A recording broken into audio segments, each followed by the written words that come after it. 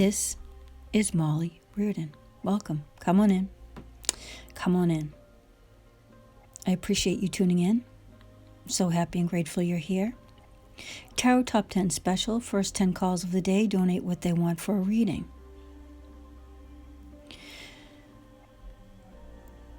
This picture that you see above was taken in the Tremont Tea Room in Boston, Massachusetts. I used to work there. I worked in many psychic emporiums in New England, Salem, Mass, Boston, Mass, Quincy, Mass, Hingham, Mass. I worked for a lady that read Tina Turner's cards. So what do I do for you? A lot of people come to me and they ask questions about money, about love, about work. They ask about their family. They ask about all kinds of things. They ask about their pets. I'm a medium, so I talk to people about pets that have passed away, about people that have passed away. And I know what each card means. I have taken classes with many masters. One of them was Lori Cabot. She was featured on National Geographic and Oprah and many other places. But I knew what they meant even before I took those classes. She taught us we should be able to take one card and be able to tell a person whatever they needed to know. But most people, they want to see a reading. They want to see us put out the cards and all that. Some people are afraid of cards. I can do readings without cards, without any tools, because I'm also clairvoyant and empathic. So I can read you psychically. I'm experienced. I have been doing this professionally since 2005, but I also have been intuitive as far back as I could remember. It concerned my grandfather. I remember he used to hit me in the back of the head when I was 3 and say, "You can't know that." And I know that he was just trying to protect me, because a lot of adults are not going to be too thrilled if you walk up to them and tell them what you know about their lives. Another time I was on the playground and I told my friend not to go in the jungle gym, that she might fall, and she did, and she broke her wrist. And I was surrounded by the students, and they were chanting, "Witch, witch, witch." And my teacher came and got me. She took me home with her after school and told me, "There's nothing wrong with you." And she tried to build my self-esteem and my confidence by putting me in a play.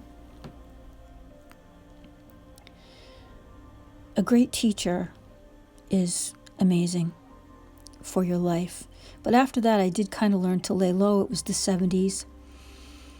And soon it became popular. The paranormal was in a lot of movies, so people were more accepting, but still, I tried to keep it to myself. And that can be very damaging when you're not being yourself. I heard there was a famous person in football who runs a camp for psychic kids, because a lot of psychic kids, what happens is, in the process of not being themselves, they may drink too much, they may smoke marijuana, they may turn to drugs. Not all of them, but in the psychic camp, it teaches them that it's okay to be themselves and gives them tools to deal with being different in the world and accepting themselves. And I think that's fantastic. I've been featured on radio, Art Bell, Coast to Coast, and I was on some other radio shows. Been featured on television in Salem, Mass. So I get calls also from people in finance, but I have to say that this is for entertainment purposes only. Have you ever done this before? I want to hear about it. Drop it in the comments. Tell me your experience. Was it a good experience? Was it a bad experience? Do you do this yourself? Drop it in the comments. I want to hear about it. So if you'd like to get a reading, please reach out to me. I love what I do. As I said, I've worked in a lot of psychic emporiums in New England. And in 2014, I went out on my own and started doing readings on the telephone. And people said to me, how do you do it on the phone? Well, everything's energy. I'm just reading the energy. And then COVID hit in 2020 and everybody started doing it on the phone. I love what I do. I'm grateful that I had the chance to do this both face-to-face in public and in private. When I worked at the Tremont Tea Room, I was privileged to teach psychic development to the public. When I was in Salem, a member of the military had come in and questioned me to see what I was doing, and he came to the conclusion that I was doing it to help people, but he told me they trained people in the military and they used it to kill.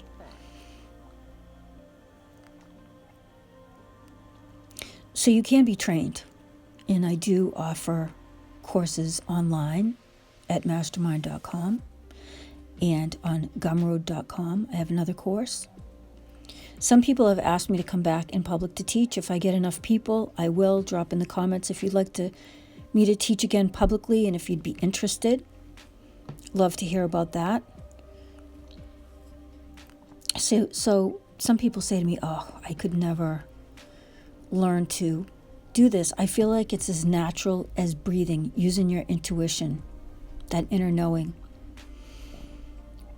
Meditation is a great way to unlock the door to your psychic ability, a daily practice. Severe trauma sometimes, most times actually, opens up psychic ability. So some people that have been traumatized will find themselves knowing things. Their psychic ability will be amplified because, as I said, I believe we all have it. But it's in that still, quiet place. And in our society, it's instant gratification. It's moving at a very fast pace. So a lot of people will say to me, I don't have time, you just do it for me. Because for most of our history in America, it wasn't common for people to sit still. People are starting to do it now. I noticed that most very successful people that I talk to do meditate. Most people that are making really good money, they meditate. Because if you can see it, you can achieve it. We've heard that a million times. If you read the books that successful people read, if you talk to successful people, they either pray or they meditate. They slow down their mind. And you can get there by listening to alpha music, theta music. It basically just slows down the rate of brain waves. And that is the state that we're in when we do readings, when we are manifesting.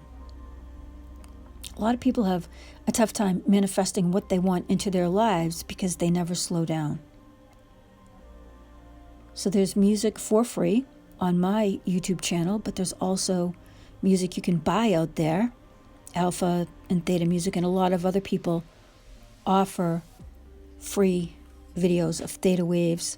And I make them myself, and you can too if you feel like it. But if you don't, I remember once I had to take this real estate course. And the course was so hard that they've since changed it because people were having trouble passing it. So I got the Alpha Waves for Learning CD.